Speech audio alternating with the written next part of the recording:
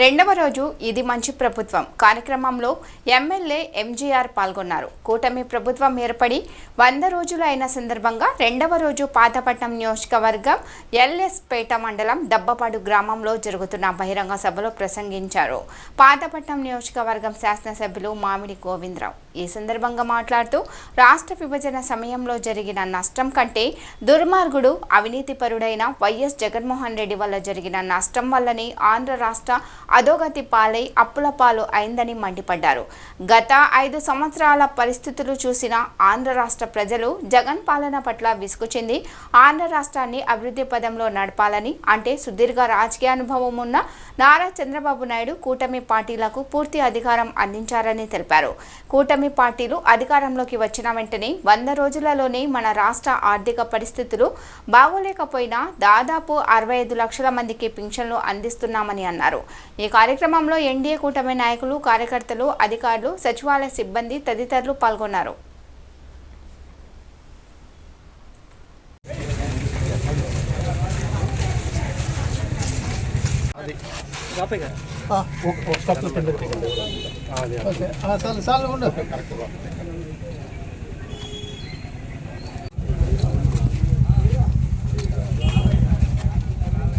పట్టుకోమ్మా, పట్టుకో.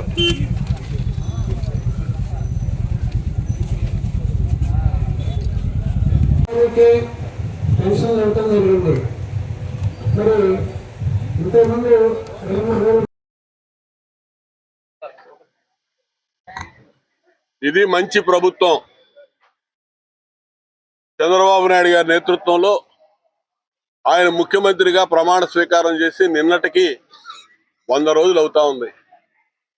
ఈ 100 రోజుల కాలంలో 100కి పైగా అభివృద్ధి సంక్షేమ కార్యక్రమాలకి శ్రీకారం చుట్టినటువంటి ఈ ప్రభుత్వం ఇది మంచి ప్రభుత్వం అని మేము చెబుతా ఉన్నాం. ప్రజలు కూడా విశ్వసిస్తా ఉన్నారు. మేము నిన్న ఈరోజు ప్రజల మధ్యకి వెళ్ళి ఈ 100 రోజుల్లో ప్రభుత్వం చేసినటువంటి కార్యక్రమాలని వారి మధ్యకి తీసుకెళ్ళినప్పుడు వాళ్ళందరూ కూడా ఎంతో సంతోషాన్ని వ్యక్తపరుస్తా ఉన్నారు. రాష్ట్ర ఖజానాని జగన్మోహన్ రెడ్డి పూర్తిగా దివాళా తీపిచ్చి 11 లక్షల కోట్లు అప్పు మిగిల్చి వెళ్ళినా కూడా మరి రాష్ట్రంలో ఇచ్చిన హామీలు అమలు చేస్తూ వాటిని ముందుకు తీసుకెళ్తున్నటువంటి కూటమి ప్రభుత్వం ఇది మంచి ప్రభుత్వం అని చెప్పి ప్రజలు నమ్ముతా ఉన్నారు. చంద్రబాబు నాయుడు గారి నేతృత్వంలో ఇవాళ 4,000 రూపాయల పెన్షన్ మొదటి నెలలోనే ఏప్రిల్, మే, జూను పెంచిన పెన్షన్ కలిపి 7,000 రూపాయలు ఇచ్చినటువంటి ఘనత చంద్రబాబు నాయుడు గారిదని చెప్పి ప్రజలు ఎంతో సంతోషం వ్యక్తపరుస్తా ఉన్నారు. అదే జగన్మోహన్ రెడ్డి ఏం చేశాడు? వచ్చిన 100 రోజులకు అంటే 250 రూపాయలు పెన్షన్ పెంచడం తప్ప ఆయన చేసింది లేదు. ఇవాళ చంద్రబాబు నాయుడు గారు 100 రోజుల్లో 100 కార్యక్రమాలు, అది ఏదన్నా కానీ సంక్షేమానికి కానీ అభివృద్ధికి కానీ సంబంధించి 100 కార్యక్రమాలకు శ్రీకారం చుట్టాం. ఇవాళ అదే జగన్మోహన్ రెడ్డి వచ్చింటే మళ్ళా ఈ రాష్ట్రం అతలాకుతలం అయిపోయేది. ఇవాళ 250 పెన్షన్ తప్ప ఏమీ పెరుగుండేది కాదు. ఇవాళ చంద్రబాబు నాయుడు గారు ఏం చేశాడో చూస్తా ఉన్నారు. ఇవాళ మద్యం ఏరులై బారుతా ఉంది. గతంలో జగన్మోహన్ రెడ్డి ప్రభుత్వంలో ఆయన తయారు చేసినటువంటి మద్యమే వేల కోట్ల రూపాయల నాసిరకం మద్యం ప్రజలకు అందించి వాళ్ళ ప్రాణాలతో చెలగాటాలాడి, వాళ్ళ ఆరోగ్యంతో చెలగాటాలాడి వేల కోట్ల రూపాయలు దోచుకున్నటువంటి జగన్మోహన్ రెడ్డిని ఆ మద్యం బారి నుండి ప్రజల్ని విముక్తి చేసినటువంటి ఘనత చంద్రబాబు నాయుడు గారి కూటమి ప్రభుత్వానికి. కాబట్టి ఇది మంచి ప్రభుత్వం అని చెప్పి ప్రజలు నమ్ముతా ఉన్నారు. ఇసుక విధానం అనేది 5 సంవత్సరాల్లో అసలు కనీస పరిజ్ఞానం లేకుండా ఇసుక విధానాన్ని అస్తవ్యస్తం చేసి 50,000 కోట్ల పైచిలకు జగన్మోహన్ రెడ్డి ఖజానానికి ఇసుక ద్వారా మళ్లించుకున్నటువంటి వ్యక్తి జగన్మోహన్ రెడ్డి. ఆ ఇసుకని ఉచిత ఇసుక విధానం ద్వారా ప్రతి ఒక్కడికి ఉచితంగా ఇసుక చేరవేసే విధానానికి శ్రీకారం చుట్టినందుకు చంద్రబాబు నాయుడు గారి కూటమి ప్రభుత్వం ఇది మంచి ప్రభుత్వం అని చెప్పి ప్రజలు విశ్వసించి సంతోషాన్ని వ్యక్తపరుస్తా ఉన్నాడు. ఈ రోజున ప్రజల యొక్క ధన మన ప్రాణాలకి పూర్తి రక్షణ వచ్చిందని చెప్పి విశ్వసించి ఇది మన ప్రభుత్వం, మన మంచి ప్రభుత్వం అని చెప్పి ప్రజలు అనుకుంటా ఉన్నారు. జగన్మోహన్ రెడ్డి హయాంలో ఎప్పుడు ఏం జరిగిద్దో అని భయాందోళనలు ప్రజలను చుట్టుముడతా ఉండేవి. భయంతో బతుకుతా ఉండేవాళ్ళు, భయంతో బతుకు ఈడుస్తూ ఉండేవాళ్ళు. ఇవాళ భయం లేదు, నిర్భయంగా జీవిస్తా ఉన్నామనే కాన్సెప్ట్ తో ప్రజలు ఉన్నందుకు ఇది మంచి ప్రభుత్వం అని చెప్పి నేను తెలియజేస్తున్నా. ఇవన్నీ కూడా ప్రజల్లో తీసుకెళ్లాల్సిన అవసరం ఉంది. రాబోయే రోజుల్లో కూడా ఇచ్చిన హామీలన్నీ కూడా మేము నెరవేర్చడానికి ముందుకెళ్తా ఉన్నాం.